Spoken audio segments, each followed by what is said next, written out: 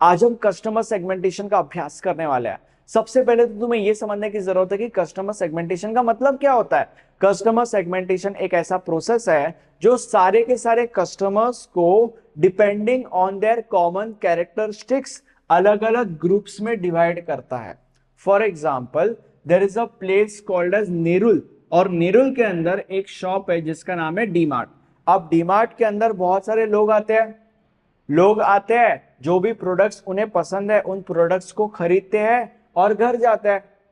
अब ऑब्वियसली घर जाते वक्त वो कस्टमर्स या वो लोग जो प्रोडक्ट्स उन लोगों ने खरीदे हैं उन प्रोडक्ट्स के पैसे तो भरेंगे। तो उस टाइम पे डीमार्ट उन कस्टमर्स से अपने डिटेल्स लेता है, जैसे कि फॉर एग्जांपल उन कस्टमर्स का नाम, जैसे कि फॉर एग्जांपल उन कस्टमर्स का नंबर, जैसे कि फॉर एग्जांपल उन कस्टमर्स का एज, सैलरी वगैरह वगैरह वगैरह। अब मुझे पता है कि डीमार्ट अपने कस्टमर्स का एज और सैलरी ये सारे डिटेल्स नहीं लेता, बट मान लेते हैं कि लेता है for the ease of the lecture, क्योंकि आगे इससे रिलेटेड कुछ है, राइट। तो मान लेते हैं कि डीमार्ट ये सारे डिटेल्स भी अपने कस्टमर्स के लेता है, ठीक है। तो कस्टमर्स खुशी खुशी अपने डिटेल्स दे देते हैं और पैसे भी पे कर देते हैं अपने प्रोडक्ट्स के, और घर पे चले जाते हैं उन प्रोडक्ट्स को लेकर, ठीक है। अब इस सिनेरियो के बाद क्या होगा, इस सिनेरियो के बाद डीमार्ट के पास अपने सारे के सारे कस्टमर्स का डेटा तो है, बट ये डेटा सॉर्टेड नहीं है।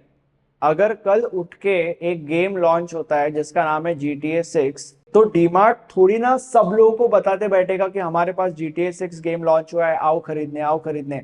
क्योंकि क्या है, इनमें से ऐसे भी बहुत सारे लोग हैं जो 60 साल के हैं, जो 70 साल के हैं, जो 80 साल के वगैरह वगैरह वगैरह, वो थोड़ी GTA 6 लेने वाले हैं। GTA 6 लेने वाले लोग तो टीनेजर्स है मोस्टली, GTA 6 लेने वाले लोग तो स्टूडेंट्स है मोस्टली। तो इन स्टूडेंट्स और टीनेजर्स के ही मोस्टली चांसेस है GTA 6 गेम खरीदने के। बट डीमार्ट के पास तो इतना सारा डेटा पड़ा है जहां पे 70 साल के लोग भी है, 60 साल के लोग भी है, 10 साल के लोग भी है, 20 साल के लोग भी है वगैरह वगैरह वगैरह, ठीक है। तो इसीलिए डीमार्ट को इस डेटा को सॉर्ट आउट करने की जरूरत है, ताकि डीमार्ट सिर्फ और सिर्फ स्टूडेंट्स और टीनेजर्स को ही बता सके कि हमारे पास GTA 6 आया है और इससे GTA 6 के सेल्स डीमार्ट से बढ़ जाएंगे।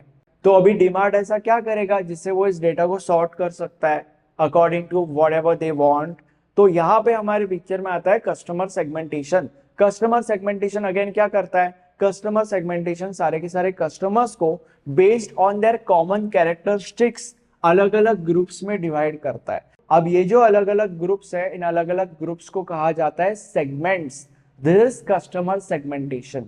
तो अभी मान लेते हैं कि कस्टमर सेगमेंटेशन ने इस डेटा को इस ग्राफ में कन्वर्ट कर दिया, जहां पे यही सारे के सारे कस्टमर्स को डिवाइड किया गया है on the basis of the common characteristics into different groups. मतलब अगर कस्टमर सेगमेंटेशन को लगा कि इनमें से 11 ऐसे लोग हैं जो 10 साल के हैं और जिनकी सैलरी है 10,000, तो उनका एक ग्रुप बना दिया। अब इनमें क्या क्या कॉमन कैरेक्टरिस्टिक्स है, इनमें कॉमन कैरेक्टरिस्टिक्स ये है कि सारे के सारे लोग 10 साल के और सारे के सारे लोगों की सैलरी ऑलमोस्ट 10,000 के आसपास है।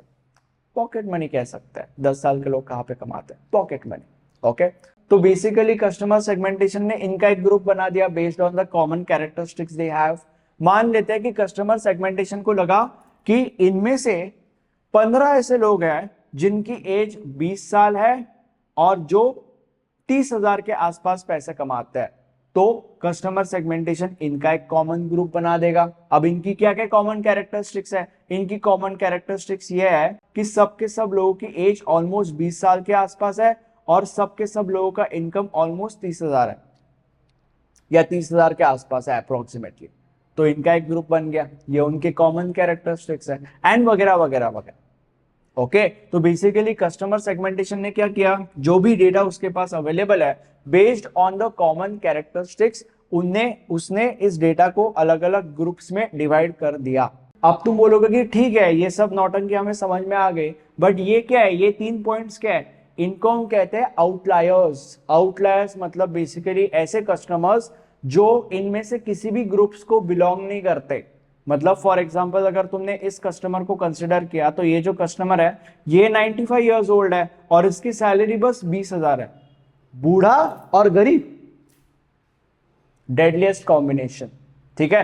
तो क्योंकि ये जो कस्टमर है वो इनमें से किसी भी ग्रुप को बिलोंग नहीं करता, किसी भी सेगमेंट को बिलोंग नहीं करता, इसीलिए इसको एक अलग ही जगह पे प्लेस मिलेगा और इसको हम कहेंगे आउटलायर।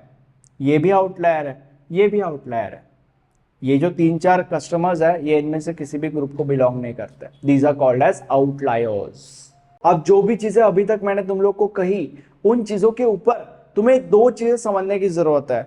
पॉइंट नंबर 1, जरूरी नहीं है कि हमेशा कस्टमर सेगमेंटेशन मनी और एज के हिसाब से ही अपने कस्टमर्स को अलग अलग सेगमेंट्स में डिवाइड करेगा। Not necessary. बाकी के भी बहुत सारे कैरेक्टरिस्टिक्स है और उन कैरेक्टरिस्टिक्स के अकॉर्डिंग कस्टमर सेगमेंटेशन अपने कस्टमर्स को अलग अलग ग्रुप्स में भी डिवाइड कर सकता है। अब ये बाकी के कैरेक्टरिस्टिक्स कौन से हो सकता है? बहुत सारे अलग अलग कैरेक्टरिस्टिक्स हो सकता है, जैसे कि फॉर एग्जांपल कस्टमर का लोकेशन, मतलब वो कहाँ पे रहता है, कस्टमर की हॉबी, मतलब हॉबी का नेचर, कस्टमर को किस प्रकार की हॉबीज पसंद है, कस्टमर का प्रोडक्ट लाइकिंग, मतलब एक कस्टमर कौन से प्रोडक्ट्स कॉन्स्टेंटली या परसिस्टेंटली या हमेशा खरीद रहा है, वगैरह वगैरह वगैरह। ऐसे बाकी के बहुत सारे कैरेक्टरिस्टिक्स होते हैं जिनके अकॉर्डिंग भी कस्टमर सेगमेंटेशन अपने कस्टमर्स को अलग अलग ग्रुप्स में डिवाइड कर सकता है। वो डिपेंड करता है कॉन्टेक्स्ट क्या है, वो डिपेंड करता है कि सिचुएशन क्या है। यहाँ पे तुम लोग को समझाने के लिए हमने एक छोटा एग्जाम्पल लिया है। दूसरी चीज यानी कि पॉइंट नंबर टू इज कि ये जो अलग अलग ग्रुप्स में कस्टमर सेगमेंटेशन ने अपने कस्टमर्स को डिवाइड किया है, इन अलग अलग ग्रुप्स को लेबल भी दिया जा सकता है फॉर द बेटर अंडरस्टैंडिंग। जैसे कि फॉर एग्जांपल अभी एक ग्रुप है, अभी इस ग्रुप में जितने भी लोग हैं सबकी मोस्ट ऑफ द लोगों का एज ऑलमोस्ट 10 ईयर्स है और मोस्ट ऑफ द लोगों की सैलरी ऑलमोस्ट 10,000 के आसपास है। तो इस ग्रुप को हम लेबल देंगे स्टूडेंट्स। ये हमारा ग्रुप है जहां पे मोस्ट ऑफ द लोगों का एज ऑलमोस्ट 25 साल है और मोस्ट ऑफ द लोगों की सैलरी है ऑलमोस्ट 30,000 के आसपास। तो इस ग्रुप को हम लेबल करेंगे एम्प्लॉइज, वगैरह वगैरह वगैरह। तो यहाँ पे हम ग्रुप्स को लेबल्स भी कर सकते हैं, ठीक है। अब तुम लोग कहोगे कि ठीक है ये सब तेरी बकवास हम लोग को समझ में आ गई, बट कस्टमर सेगमेंटेशन का फायदा क्या है? अगर एक इंडस्ट्री या अगर एक शॉप कस्टमर सेगमेंटेशन का यूज करेगी तो what would that industry get, what would that shop get in terms of profit with the help of customer segmentation? तो कस्टमर सेगमेंटेशन के बहुत सारे फायदे हैं, बट वो फायदे समझाने से पहले मैं तुम लोग को ये बताना चाहता हूं कि अगर तुम ये लेक्चर एग्जाम के लिए देख रहे हो तो तुम्हें ये समझने की जरूरत है कि एग्जाम में ऐसे टॉपिक्स के एक प्रॉपर तरीके से आंसर्स लिखने होते हैं, तभी आपको बहुत अच्छे मार्क्स मिलेंगे। और ऐसा करने के लिए आप हमारे नोट्स रेफर कर सकते हो। नोट्स के अंदर आपको एग्जाम में आने वाले मोस्ट ऑफ द क्वेश्चंस और उनके आंसर्स बहुत ही ज्यादा अच्छे तरीके से लिखे हुए मिल जाएंगे। नोट्स के सारे डिटेल्स नीचे डिस्क्रिप्शन बॉक्स में अवेलेबल है। अभी के अभी नोट्स परचेस करके पढ़ाई करना चालू कर दो। अब कस्टमर सेगमेंटेशन के क्या क्या फायदे हैं? वैसे तो कस्टमर सेगमेंटेशन के जैसे कि मैंने तुम लोग को बोला दे रहा मल्टीपल बेनिफिट्स, बट हम 5 इंपॉर्टेंट बेनिफिट्स को डिस्कस करेंगे। सबसे पहला benefit is understanding customer behaviour.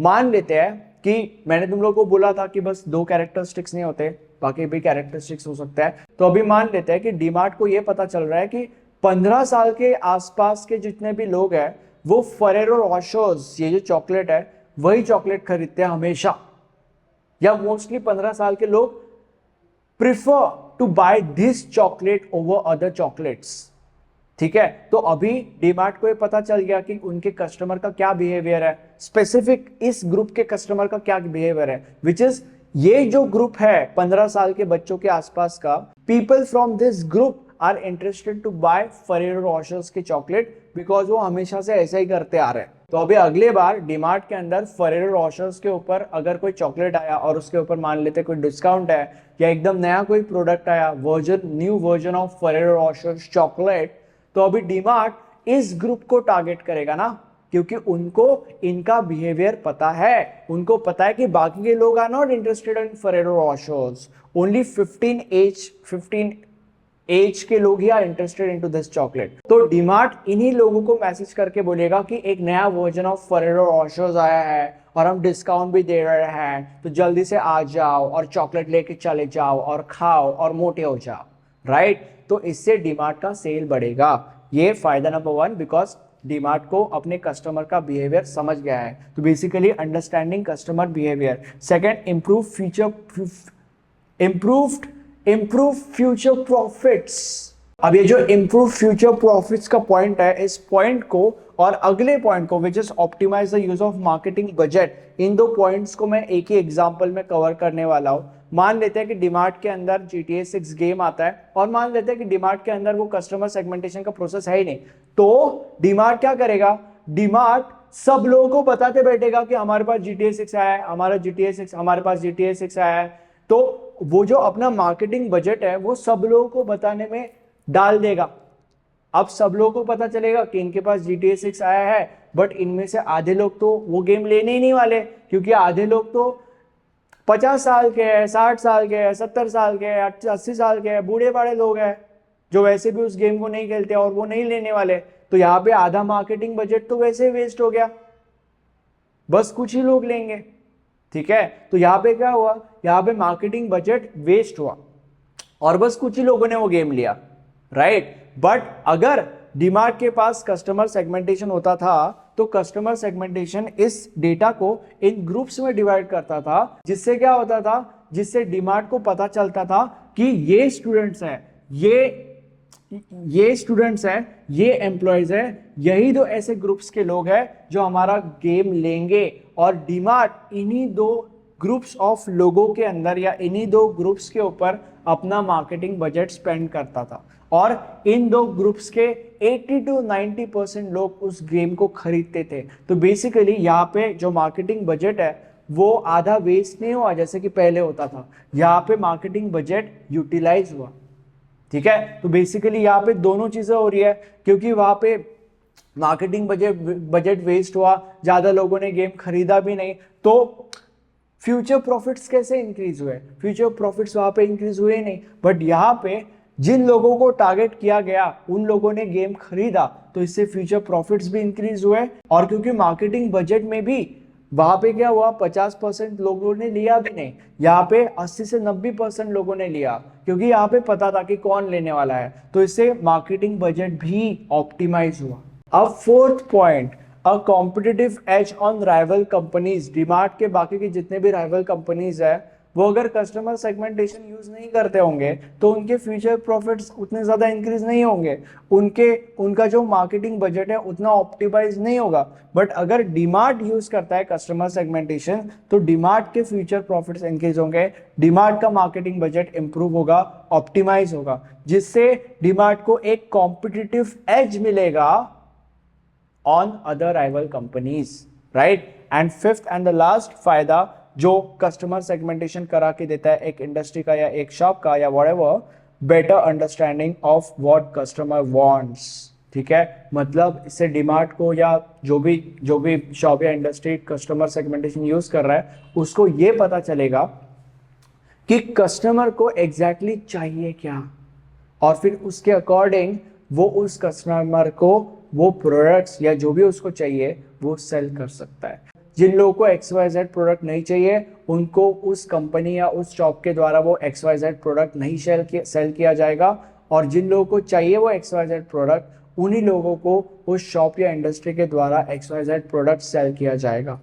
नहीं तो क्या है, किसी को कुछ भी प्रोडक्ट सेल कर रहा है, it's not optimised, this is optimised. अब मुझे कमेंट सेक्शन में बताओ लेक्चर कैसा लगा। Thank you so much.